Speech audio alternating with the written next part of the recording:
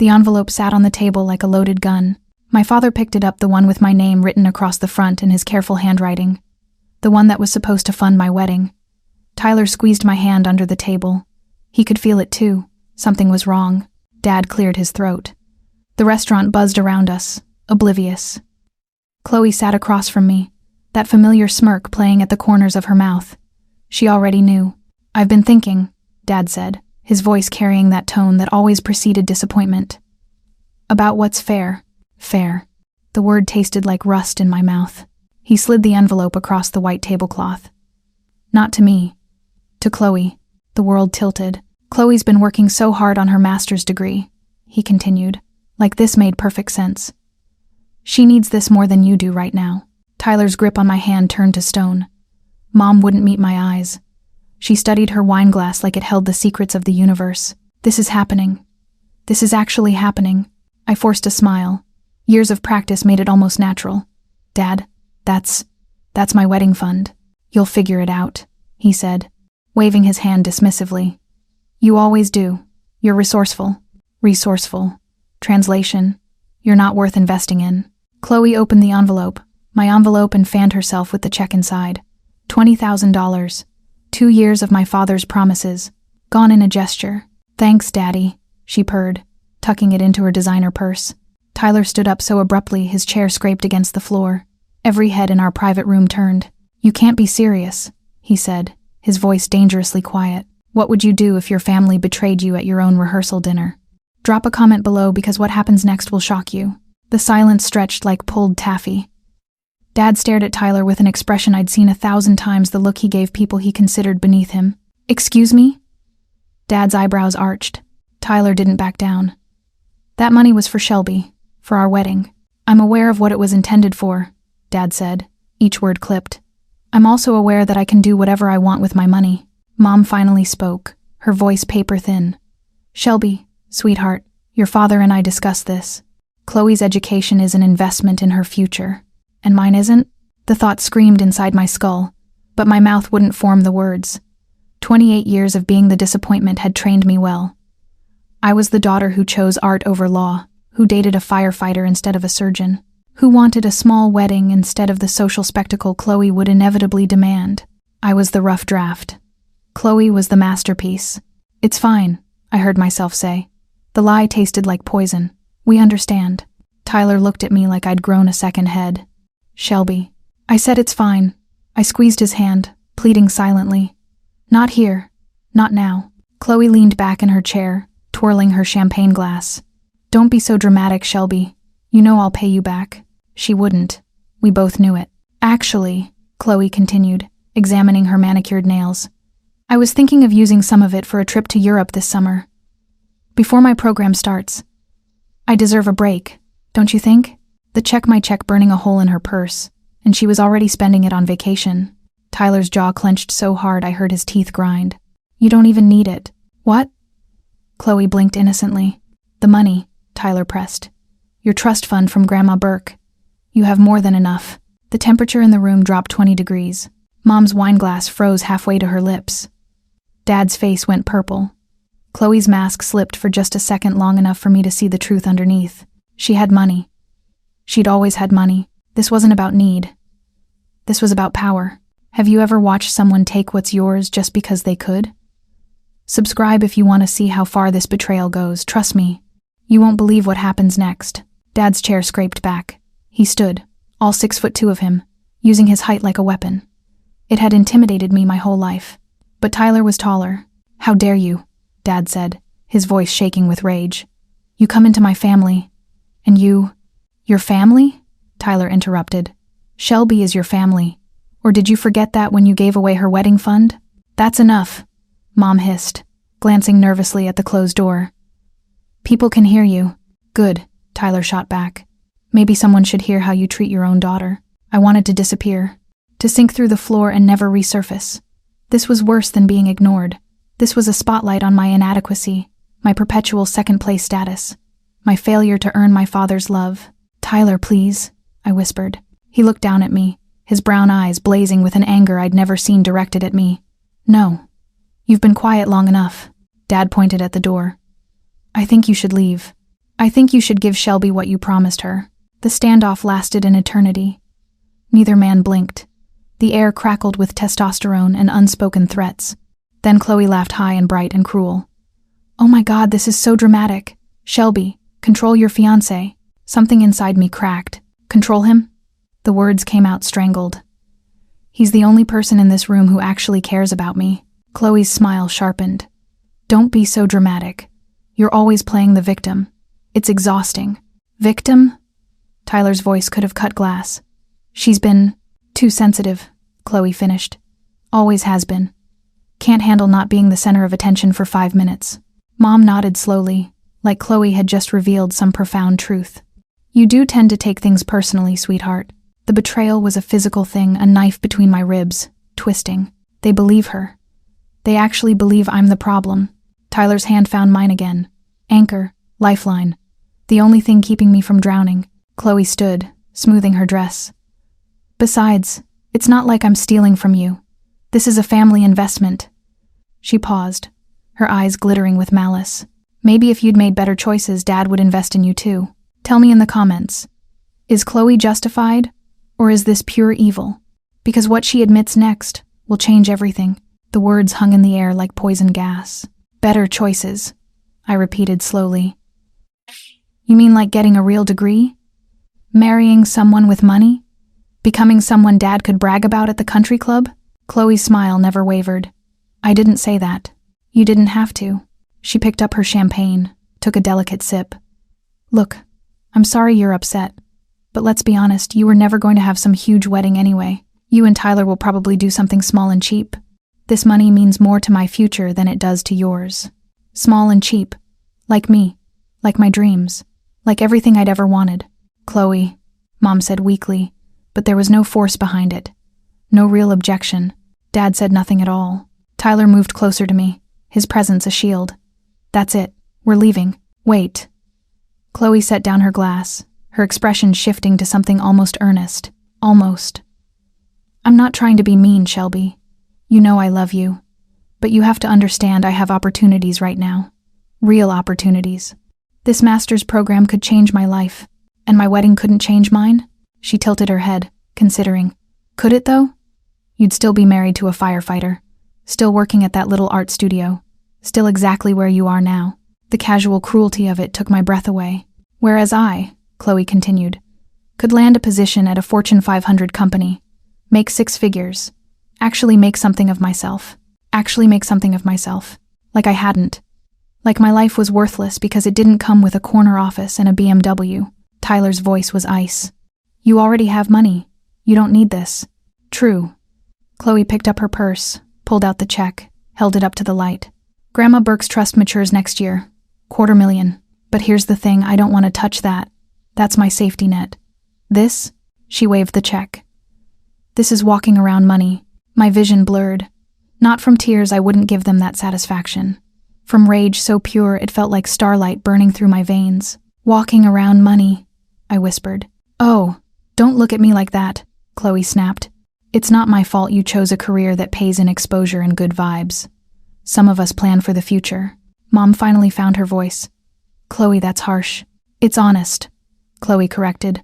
Someone needs to say it. Dad cleared his throat. Your sister has a point, Shelby. We've always worried about your financial stability. Maybe this is a wake-up call. A wake-up call. My father stealing from me was a wake-up call. Tyler's arm wrapped around my shoulders. We're done here. Wait, Mom said suddenly, her voice strained. There's something you should know. Everyone turned to her. She looked at Dad, some silent communication passing between them. He shook his head slightly, but Mom's jaw set in a way I'd rarely seen. What? I asked. Not now, Dad said firmly. When then? Mom's voice rose. When she's 50 and still wondering why nothing she does is ever enough. The room went dead silent. If you think this family can't get more twisted, you're wrong. Subscribe before the next revelation tears them apart. Tyler's hand tightened on my shoulder. Shelby, let's go. No. I pulled away from him, staring at my mother. What are you talking about? Mom's eyes glistened. Your father and I, we made mistakes with you. Mistakes we never made with Chloe. Mom, Chloe's voice held a warning. You were unplanned. Mom continued, the words tumbling out like she'd been holding them back for decades. We had Chloe. We were done. And then you came along. And we weren't ready. We weren't. We didn't. Didn't what? My voice cracked. Didn't want me? That's not what she's saying, Dad interjected, but his face told a different story. 28 years of being the afterthought suddenly made horrifying sense. Tyler moved between me and the table. You know what? None of this matters. Shelby doesn't need your money or your approval. He turned to me, his expression softening. I was going to wait, but screw it. He pulled an envelope from his jacket pocket. Not the one Dad had given Chloe, a different one. Thicker. What's that? I asked. Remember how I've been working overtime? Picking up extra shifts? Tyler opened the envelope, pulled out papers, bank statements, investment accounts. I've been saving. For 3 years. Since the day you said yes. My heart stopped. We have $42,000, Tyler said quietly. Enough for whatever wedding you want. Enough for a down payment on a house. Enough to start our life without owing anyone anything. The numbers swam before my eyes. 42,000. He'd saved $42,000. Dad's face had gone white. That's impossible. You're a firefighter. A firefighter who owns rental properties, Tyler corrected. 3 of them. They've appreciated nicely in the past 5 years. Chloe's mouth hung open. Mom looked like she'd been slapped. Dad seemed to shrink in his chair, his whole worldview crumbling. The poor firefighter who wasn't good enough for his daughter was worth more than any of them had imagined. I didn't tell you, Tyler said to me, because I wanted it to be a surprise. But watching them treat you like this, his jaw clenched. I'm done pretending to be less than I am to make them comfortable. He turned back to my family. Shelby is the kindest, most talented, most genuine person I've ever met. And you've spent her entire life making her feel like she's not enough. But she is. She's always been enough. She's everything. Tears finally spilled down my cheeks. But these weren't tears of sadness. Tyler took my hands. Forget the big wedding. Forget trying to prove anything to them. Let's go to the courthouse tomorrow. Just us. Start our life on our own terms, Tyler. Or, he continued, his eyes intense. We take a month. Fly to Hawaii. Get married on a beach, with nobody but a photographer and the ocean. Your choice, whatever you want. But not this. He gestured at my family. Never this again. Dad found his voice. You can't just elope. Watch us, Tyler said simply. Chloe stood abruptly. This is insane. Shelby, you're really going to throw away your family over money? The audacity of it, her. The one who took my money, accusing me of being materialistic. This isn't about money, I said quietly. This has never been about money. Then what's it about? Mom asked, genuinely confused. It's about you choosing her. Always choosing her. Every time. Every moment of my life. Would you leave your family behind for the person who truly sees you? Comment below because the next twist will make you question everything. The silence that followed my words was deafening. Dad's hands trembled as he gripped the edge of the table. That's not fair, Shelby. Fair? The word came out as a laugh, sharp and broken. You want to talk about fair? We've given you everything. You've given me scraps. My voice rose, years of swallowed resentment finally erupting. You've given me the bare minimum, while making sure Chloe got the world. Private school? Only Chloe. College fund? Only Chloe. Your time? Your attention? Your pride? Only Chloe. That's not true, Mom protested. We've always loved you both equally. Love and treatment aren't the same thing. Tyler's voice was steady, supporting me. You can love someone and still damage them. Dad pushed his chair back, standing. I won't sit here and be accused of being a bad father. Then maybe you should have been a better one, I shot back. His face flushed red. Everything I did was to push you, to make you stronger. Chloe needed more help because she what? I demanded. Because she's smarter? More deserving?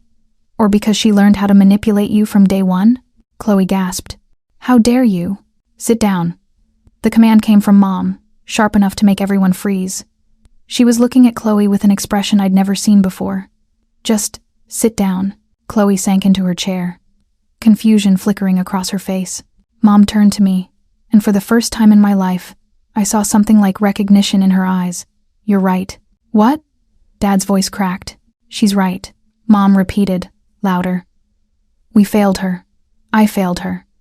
She pressed her fingers to her temples. When you were born, Shelby, I was drowning. Postpartum depression, though we didn't call it that back then.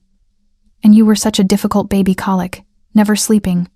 I couldn't bond with you the way I'd bonded with Chloe. My chest tightened. This was the secret. This was the thing that had shadowed my entire existence. I kept waiting for it to get better. Mom continued, her voice breaking. For the fog to lift. For me to feel for you what I felt for her. And by the time it did, patterns were set. You'd learned to be independent because you had to be. Chloe had learned she could demand and receive. And we just kept going. Kept treating you like you didn't need us because you'd learned not to ask. Dad's mouth opened and closed wordlessly. You deserved better, Mom whispered. You deserved parents who saw you, who celebrated you, who didn't let their own failures poison your life. The apology I'd waited my entire life to hear, and it felt hollow, empty. Too late. This doesn't fix anything, I said. I know. Mom's tears matched mine now. But it's the truth, and you deserve the truth. Chloe stared at the table, her earlier smugness completely gone. I didn't know. You knew enough, I said coldly. You knew they treated me differently. You just didn't care because it benefited you. That's not... She stopped, seemed to reconsider. Maybe I did know, and maybe I used it. At least she was honest. Dad finally spoke, his voice rough. I thought I was helping you become independent. Resilient. I thought if I pushed you harder, you'd prove yourself. I've been proving myself my entire life, I said. When does it end? When am I finally enough? He had no answer. Tyler's arm came around my waist. We should go. Wait. Dad's voice stopped us. The money. Take it. Take what was supposed to be yours. Keep it, I said. I don't want anything from you anymore. The words landed like blows. Dad flinched. Mom sobbed openly. Even Chloe looked shaken. Shelby, please, Dad said, his voice cracking in a way I'd never heard before. Please don't do this. We can fix this. As a family. We've never been a family, I replied. Not really. We've been a hierarchy. And I've always been at the bottom. Subscribe if you're on Shelby's side because she's not done yet. I turned back to face them fully. Tyler's hand warm in mine. Ground. Center. Home. I used to dream about this moment, I said. About finally standing up to you. About making you see me. Really see me. But now that it's happening, I just feel tired. Sweetheart, Mom started. I'm not finished. My voice was steel. I've spent 28 years trying to earn your love, your respect, your basic acknowledgement that I matter. And I'm done. Dad's hands shook. You do matter. Then why? The question I'd carried like a stone since childhood. Why wasn't I enough? Why did you look at me and see disappointment? Why did every accomplishment feel like it had to be 3 times bigger just to register? Why did I have to beg for scraps of attention while Chloe got a feast? Because I saw myself in you, Dad admitted, his voice raw. Every weakness I hate about myself, every failure, every moment I wasn't strong enough, I saw it reflected in you, and I thought if I could make you different, make you harder, I could fix something in myself. The confession hung in the air. Ugly and honest, I projected. He continued. I know that now, and I'm sorry. God, Shelby, I'm so sorry. The apology I'd craved. And it changed nothing. You don't get to use me to work out your issues, I said. I'm not a mirror for your inadequacy. I'm a person. I've always been a person. Tyler squeezed my hand. Support, pride, love. I have a good life, I continued. I have a career I love, even if it doesn't make 6 figures. I have a man who sees me for exactly who I am and thinks I'm extraordinary. I have friends who choose me, every day, without conditions. I don't need your approval anymore. Chloe made a sound, something between a scoff and a sob. So that's it? You're just done with us? I'm done letting you define my worth. That's not what I... Chloe stopped, shook her head. You always thought you were better than me, better than all of us, with your art and your principles and your authentic life. No, I corrected. I thought if I was good enough, you'd finally see me as your equal. But I'm not your equal. I'm not your anything. We're strangers who share DNA. Mom sobbed harder. Dad looked like he'd aged a decade. Chloe's mask had finally completely shattered, and underneath was something that looked almost like grief. You're really going to do this? Dad asked. Walk away from your family? You walked away from me the day I was born. I replied. I'm just finally accepting it. Tyler tugged gently on my hand. Ready? I looked at each of them one final time. Mom, drowning in guilt she'd ignored for decades. Dad, confronting the damage he'd inflicted in the name of tough love. Chloe, realizing that being the favorite came with its own isolation. They were broken. All of them. And it wasn't my job to fix them. Ready, I said. We turned to leave. We actually made it to the door. Then Dad spoke, his voice small. You were my favorite, you know. I stopped, turned. What? You were always my favorite. Tears streaked his face. This man who never cried. Chloe was easy. She was what everyone expected. But you fought for every inch. You created beauty out of nothing. You were kind when the world gave you every reason to be bitter. You were everything I wished I could be. The room spun. So I pushed you away, he continued. Because loving you, being proud of you, it meant admitting I'd failed to become the person you naturally were. It meant accepting that my daughter was better than me in all the ways that mattered. Chloe stared at him like he'd just spoken a foreign language. I ruined you, Dad whispered. I took the most precious thing in my life, and I broke it because I was too much of a coward to fix myself. The truth I'd never expected. The twist I'd never seen coming. And it still didn't change anything. Thank you for telling me, I said softly. But it's too late. Shelby, you don't get to trauma dump your way into my forgiveness. You had 28 years to tell me this. To show me. You chose not to. I opened the door. Tyler followed. Behind us, my family sat in the wreckage of their own making. And for the first time in my life, I felt free. Don't miss what happens next. Subscribe now before the shocking twist changes everything. We made it to the parking lot before my knees buckled. Tyler caught me, held me up, let me shake and sob and break apart in his arms. The night air was cool against my burning face. Around us, the city moved on, oblivious. You were so strong, he murmured into my hair. I'm so proud of you. I don't feel strong. My voice was muffled against his chest. I feel destroyed. Sometimes they're the same thing. We stood there for minutes or hours. Time had lost meaning. When I finally pulled back, Tyler's eyes were wet too. I meant what I said in there, he told me. About getting married on our terms. About starting fresh. Tyler, you don't have to. I want to. He cupped my face in his hands. I've had this plan for 3 months. I was going to surprise you after the rehearsal dinner, but... He laughed darkly. That obviously didn't go as expected. What plan? He pulled out his phone, pulled up a booking confirmation. I reserved a beachfront villa in Maui. 2 weeks.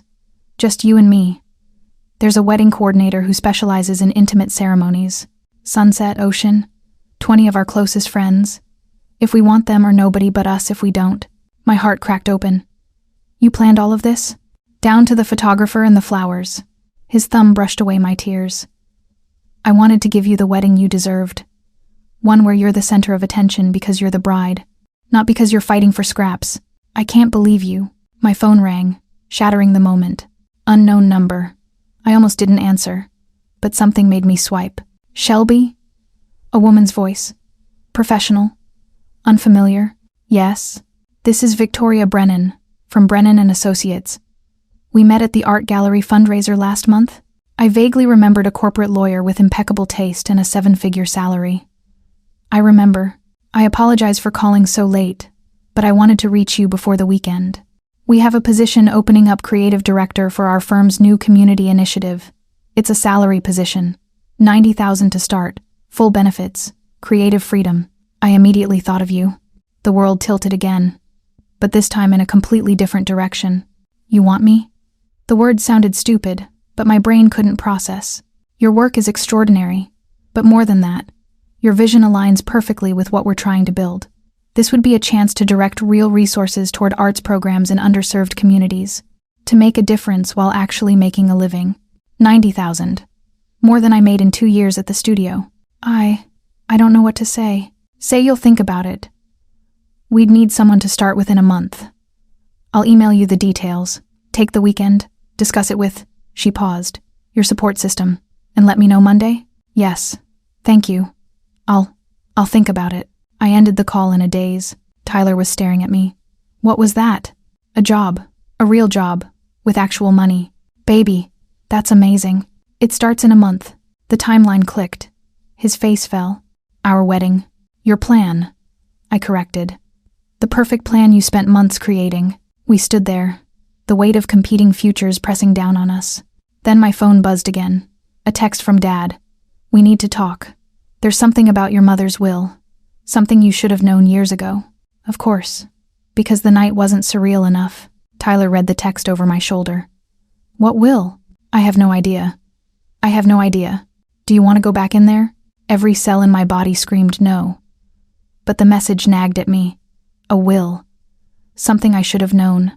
We left them in there drowning in their own guilt, I said slowly. Maybe that's enough. Maybe we should… Shelby. Tyler's voice held a warning. Don't let them pull you back in. I'm not. What if this is important? Everything with them is important. Until it's just another manipulation. He was right. He was probably right. But doubt gnawed at me. Would you take the job or marry the love of your life? Comment your choice, the answer will surprise you.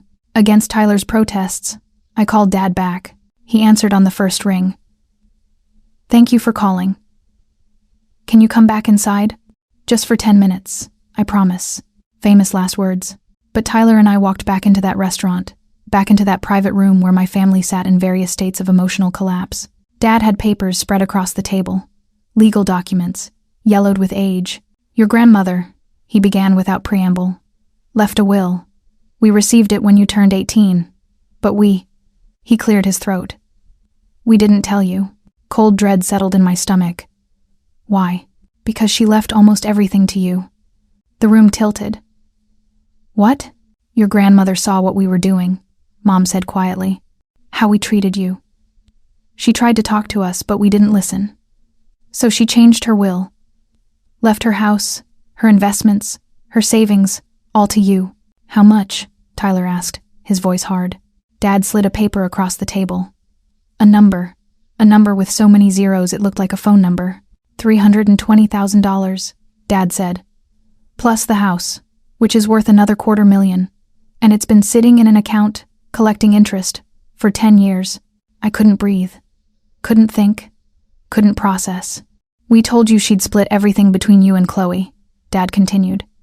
But that was a lie. Chloe got $50,000. You got the rest. You stole from me, I whispered. For 10 years. We managed it, Mom corrected. Like that made it better. We didn't touch it. We put it in investments. It's grown to nearly $500,000 now. $500,000. And they'd never said a word. Tyler's hands clenched into fists. You let her struggle. Let her work 3 jobs to put herself through college. Let her go without so she could save for this wedding. And the entire time, she was a millionaire? We thought we were teaching her. Dad started. Teaching her what? Tyler exploded. How to be a doormat. How to accept being treated like garbage. Chloe spoke up, her voice small. I didn't know about this. Of course you didn't, I said numbly. Because you got your trust fund right on schedule. The betrayal was beyond words, beyond tears. It was a vast, empty space where trust should have been. Why now? I asked. Why tell me now? Dad and Mom exchanged glances. Because you were leaving, Mom admitted. And we realized we were about to lose you forever. We thought if you knew, you might what? Forgive you? Forget 10 years of lies? I laughed, hollow and broken. You thought money would fix this? No, Dad said quickly. We thought honesty might be a start. A start to what? I don't want a relationship with people who treated me like a science experiment, who stole my inheritance, who let me believe I was worthless when I was sitting on a fortune. The job offer suddenly took on new weight. I didn't need it. Didn't need any job, ever again. I could do anything, be anything, go anywhere. The freedom was terrifying. Tyler pulled me close. We should go, for real this time. The money is in an account, Dad said, pushing more papers toward me. In your name, it always was. We just never told you. The account information is all here. I stared at the papers like they might bite me. There's one more thing, Mom added hesitantly. Jesus Christ, what now? Tyler snapped. Your grandmother's letter. She wrote you a letter to open with the will. Mom pulled an envelope from her purse, old, cream-colored, with my name in shaky handwriting across the front. We kept it, in case we ever found the courage to tell you. I took the letter with numb fingers. We left. Again. This time clutching $500,000 in paper and a letter from a dead woman who'd loved me more than my parents ever had. In the car, Tyler sat silent, gripping the steering wheel. "Say something," I whispered. "I want to go back in there and scorch the earth," he said quietly. "I want to make them hurt the way they hurt you." "I know, but that wouldn't help you.